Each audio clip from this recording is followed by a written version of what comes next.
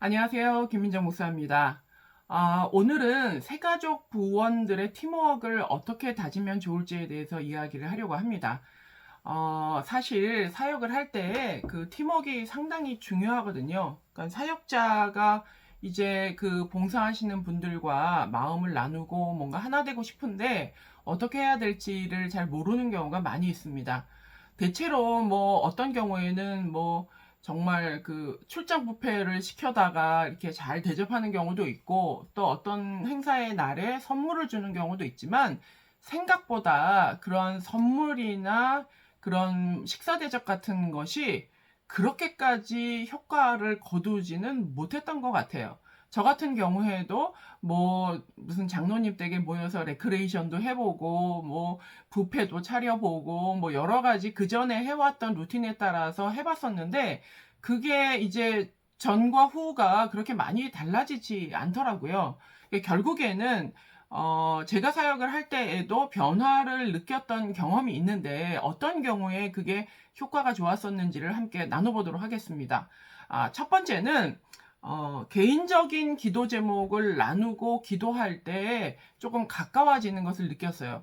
저희가 새가족 부원이라고 하는 새가족부를 섬기는 공통의 목적을 가지고 모였잖아요. 그러다 보니까 기도할 때에도 새가족 부에 대한, 또 교회에 대한 기도만 하게 되는 경우가 많이 있죠. 특별히 회의를 하고 마무리 기도하고 뭐 요 정도밖에는 기도를 안 하는데, 팀원 모임을 할 때에 개인적인 기도 제목을 이렇게 둘씩 나누게 한다거나, 인원이 많지 않을 경우에 한 4~5명 정도의 새가족 부원들만 같이 사역을 하고 있다면, 함께 둘러 앉아서 개인적으로 어떤 부분을 힘들어하고 고민하고 하나님 앞에 기도하고 있는지를 나눌 때 조금 마음이 주고받아지고, 이 사람에게 관심이 있다는 것 때문에 조금 더 오픈 마인드가 되고 함께 이렇게 결속력을 갖게 되는 경험을 많이 했었습니다.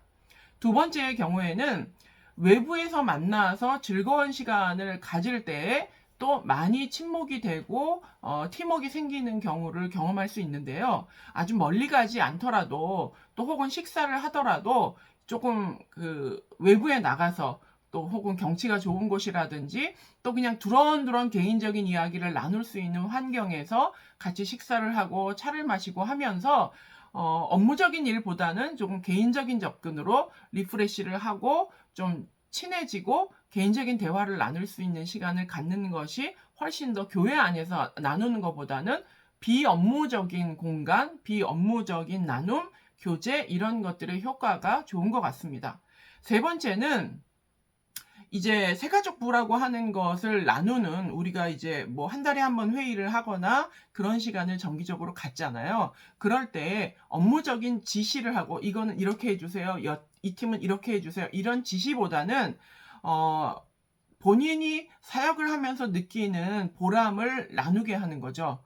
뭐 어떤 초신자 새가족을 만났는데, 이분과 만나면서 이분이 변화됐을 때 내가 이런 감동을 느꼈다, 뭐 이런 간증과 같은 어떤 사역에서 느낀 점들을 나누고 말할 수 있도록 하는 겁니다. 보통은 이제 뭐 목사님이나 담당하신 전도사님이나 이런 분들이 마음이 좀 조급하다 보니까, 또 말을 잘 안 하다 보니까 내가 먼저 얘기를 해서 이건 이러면 어떨까요? 저러면 어떨까요? 하고 그러고는 모임이 마무리되는 경우가 많거든요. 근데 그럴 때는 사실 팀워크가 좋아진다라고 보기에는 어렵습니다. 그냥 지시를 받은 거죠. 그럴 때 기왕에 회의를 하거나 모임을 하거나 이렇게 할 때 좀 좋아질 수 있는 방법은 그들로 이야기하게 하는 겁니다. 그래서 모모 권사님, 혹시 사역하면서 보람을 느꼈던 순간이 있으신가요? 또 혹은 그런 사례를 알 거 아니에요. 사역자가 어떤 초신자가 영접을 하게 된다거나, 또 혹은 조금 부정적이었던 사람이 긍정적인 반응으로 바뀐 경우가 있을 때 그 담당자인 봉사자에게 어떤 소감, 어떤 감동, 이런 것이 있었는지, 그리고 사역을 어떻게 했는지를 이야기할 수 있도록 하면, 말하면서 본인이 또 다시 한번 감동을 받게 되고, 이 새가족부 사역이 얼마나 보람된 사역인지를 나눌 수 있어서 상당히 다른 사람들한테 큰 도전이 되는 경우를 많이 보았습니다.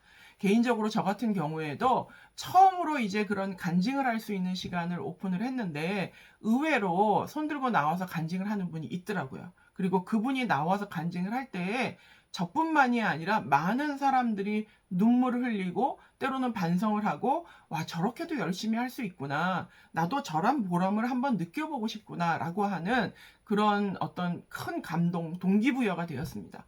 그래서 어떤 선물을 줄 때보다 오히려 그런 간증을 들을 때에 훨씬 더 많은 동기부여가 된다는 거예요.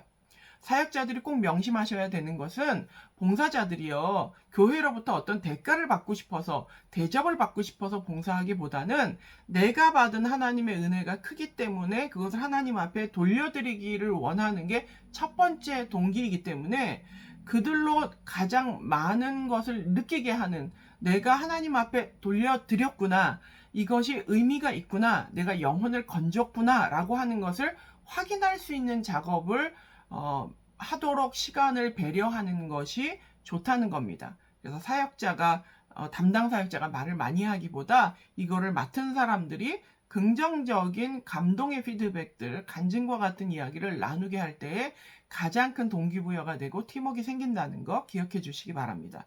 마지막 네 번째로 좀 총체적인 일이지만, 비록 봉사하기 위한 모임이지만 봉사라고 하는 일보다 당신이 중요하다고 하는 메시지를 계속 전해줘야 됩니다. 교회 안에서의 모임이잖아요. 교회 안에 성도들의 모임에서 가장 중요한 건 뭐죠? 하나님 앞에 은혜를 받고 그 은혜를 내가 돌려드리고 사랑의 마음으로 함께 응답하고, 이런 것이 우리의 제일 중요한 문제란 말이에요.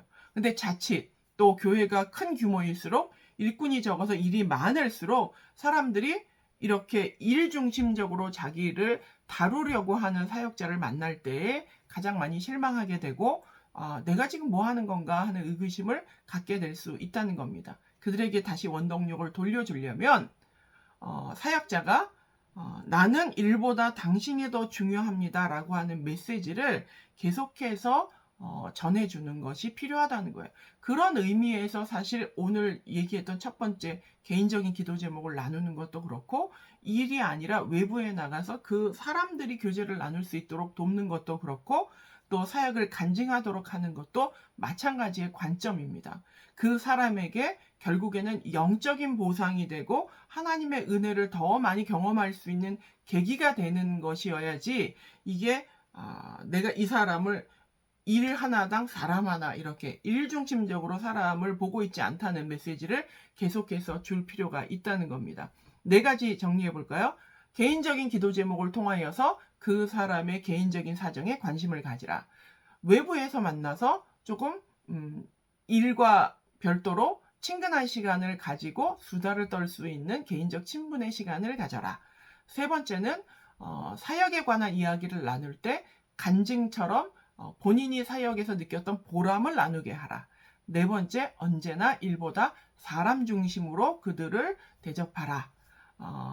사역자가, 그래도 사역자는 최소한 전도사님이거나 아니면 목사님이시잖아요.